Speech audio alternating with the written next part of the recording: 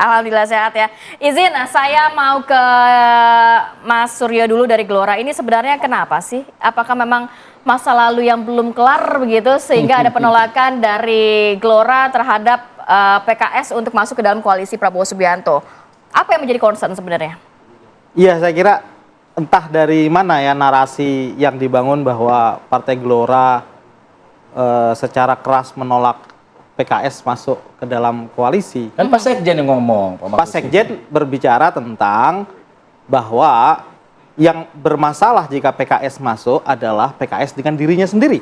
Bukan dengan Partai Gelora. Bukan dengan partai koalisi yang lain. Jadi bukan menolak tapi mengingatkan. Karena selama ini kita lihat ada begitu banyak ide-ide besar Pak Prabowo yang secara tegas ditolak oleh PKS. Terutama asas keberlangsungan dan keberlanjutan.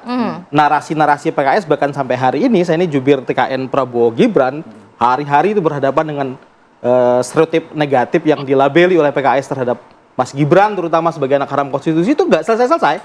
Masih ada sampai sekarang? Masih ada sampai sekarang. Artinya PKS akan bermasalah dengan dirinya sendiri. Dengan basis masanya, dengan idenya tentang perubahan, sementara di sini berbicara keberlangsungan.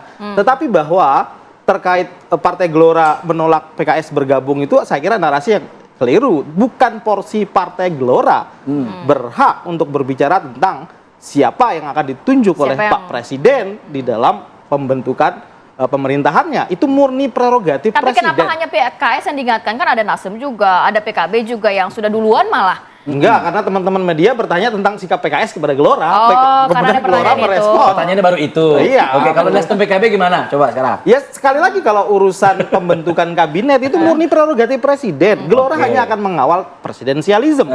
Apa sih garis bawah daripada presidensialisme itu? Bahwa siapapun entitas politik yang masuk ke dalam pemerintahan tidak boleh ngebergen, tidak boleh punya standar gada. Seluruh kekuasaan itu penuh di tangan Pak Presiden. Tidak dalam rangka men-trade off kepentingan politik apapun. Bahwa semisal Pak Presiden Prabowo punya program IKN, kemudian harus di-trade off dengan di sebelah bahwa dia akan mengamankan jalannya pemerintahan. Tapi maka kan beberapa biasa. program Pak Prabowo harus dianulir. Tidak boleh seperti itu. Kan jadi kawan biasa. Pak Prabowo juga masuk ke dalam pemerintahan Pak Jokowi. Ya biasa saja. Sebelumnya juga. Ya justru itu yang diingatkan oleh Sekjen Gelora. Semisal labeling yang dilakukan oleh PKS selama ini bahwa Pak Prabowo berkhianat ketika rekonsiliasi dengan Pak Jokowi, itu disebut berkhianat kok. Kan begitu. Sebenarnya kalau bagi kami sekali lagi bukan porsi Partai Gelora untuk untuk bisa mengatur-atur siapa yang ditunjuk oleh Pak Presiden.